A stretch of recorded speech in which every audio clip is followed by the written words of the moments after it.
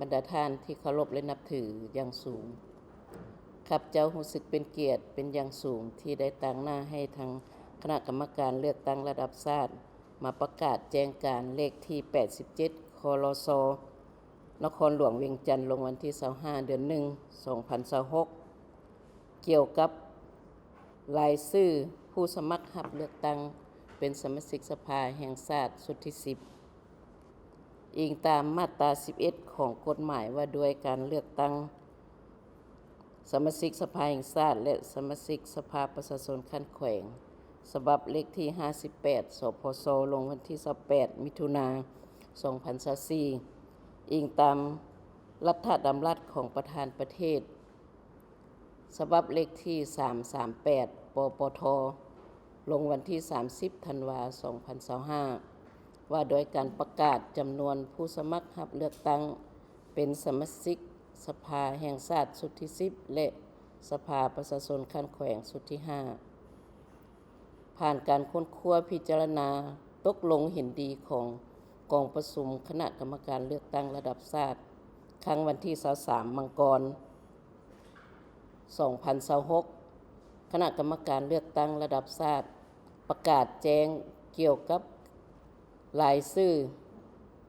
ผู้สมัครรับเลือกตั้งเป็นสมาชิกสภาแห่งชาติชุดที่ 10 และสมาชิกสภาประชาชนขั้นแขวงชุดที่ 5 อยู่เขตเลือกตั้งต่างๆในขอบเขตทั่วประเทศซึ่งประกอบมีดังนี้ 1. เขตเลือกตั้งที่ 1 นครหลวงเวียงจันทร์มีจำนวนผู้สมัคร25ท่านเลือกเอา19ท่านดังนี้ 1. ท่านปริญญาเอกไสสมพรพรหมวิหารกรรมการกรมการเมืองศูนย์กลางพรรคประธานสภาแห่งชาติสมาชิกสภาแห่งชาติชุดที่ 9 2. ท่านปริญญาเอกอาจพังทองสิพันดรกรรมการศูนย์กลางพรรค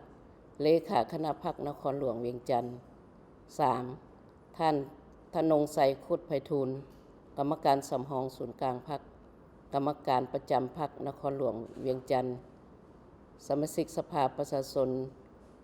ขั้นแขวงชุดที่ 4 ท่านไสยนครอินทวงศ์รองเลขาคณะพรรคกระทรวงรองรัฐมนตรีกระทรวงเกษตรกรรมสิ่งแวดล้อมสมาชิกสภาแห่งชาติชุดที่ 9 5. ท่านนางวิสัยสริทธิราชรองประธานกรรมาธิการแผนการเงินและตรวจสอบกรรมการคณะบริหารงานศูนย์กลางแม่หญิงลาวประธานสหพันธ์แม่หญิงสภาแห่งชาติสมาชิกสภาแห่งชาติชุดที่ 9 6. ท่านเวียงแก้ววรรณจักรรองประธานกรรมาธิการเวียกงานสมาชิกสภาแห่งชาติสสสชุดที่ 9 7. ท่านนางดารณีพรหมวงศากรรมการประจำคณะพรรคกระทรวงรองรัฐมนตรีกระทรวงวัฒนธรรมและท่องเที่ยว 8. ท่านวิแก้วบุพภวรรณกรรมการประจำคณะพรรครองหัวหน้าห้องว่าการสำนักงานนายกรัฐมนตรี 9. ท่านตุลวรรณ นอเมืองเศรษฐ์กรรมการประจำพรรคกระทรวงหัวหน้ากรมจัดตั้งกระทรวงศึกษาธิการและกีฬา 10. ท่านนักขเสนศรีหาราชกรรมการพรรคนครหลวงเวียงจันทร์คณะประจำสภาหัวหน้าห้องว่าการสภาประชาชนนครหลวงเวียงจันทร์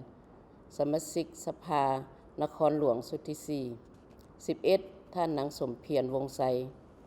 กรรมการหน่วยพรรคสภาประชาชนคณะประจำสภาประธานคณะกรรมการยุติธรรมและปกสสภาประชาชนนครหลวงเวียงจันทร์สมาชิกสภาแห่งชาติชุดที่ 9 12. ท่านปอสารพิษศูนย์วรวงศ์กรรมการคณะพรรคนครหลวงเวียงจันทร์หัวหน้าแผนกแรงงานและสวัสดิการสังคมนครหลวงเวียงจันทร์สมาชิก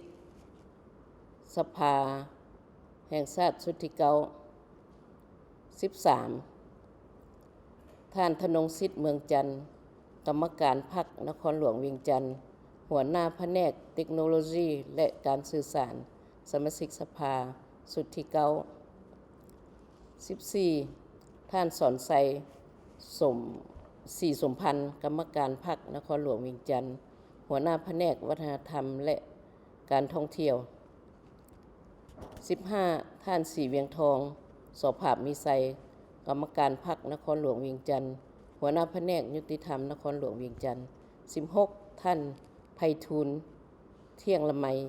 กรรมการคณะพรรคกระทรวงหัวหน้ากรมคุ้มครองวิสาหกิจการเงินกระทรวงการเงิน17ท่านนางกันทินาป้านอินหวนหัวหน้ากรมกรรมาธิการยุติธรรมสภาแห่งชาติรองประธานสหพันธ์แม่หญิงสภาแห่งชาติ18ท่านสมบัติจันทมาศกรรมการหน่วยพรรคสภาประชาชนประธานคณะกรรมการเศรษฐกิจแผนการและการเงินสมาชิกสภานครหลวงสุทธิ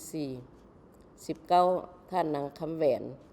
สิงห์บัณฑิตรองประธานคณะกรรมการวัฒนธรรมสังคมและบรรดาเผ่าสมาชิกสภานครหลวงสุทธิ20ท่านสมสวัสดิ์กรมไสสนะรองเลขาคณะพรรคหักฐานรองประธานสภาประชาชนนครหลวง21ท่านพันโทนาถเทพวงศ์กรรมการคณะกองบัญชาการรองหัวหน้ากองบัญชาการหัวหน้าห้องพลาธิการทหาร22ท่านนางบัวละพันธ์พิรศักดิ์รองประธานกวดกาพรรครองประธานองค์การกวดการัฐนครหลวงเวียงจันทน์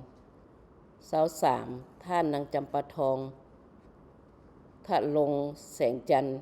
กรรมการคณะบริหารงานศูนย์กลางสหพันธ์แม่หญิงลาวรองประธานสมาคมนักธุรกิจหญิง24ท่านประสาทไซพิลาพันเดชผู้อำนวยการบริษัทลาวโตโยต้าบริการ25ท่านบุญเที่ยงรัตนวงศ์ประธานบริษัทไอช็อปและตลาดลาว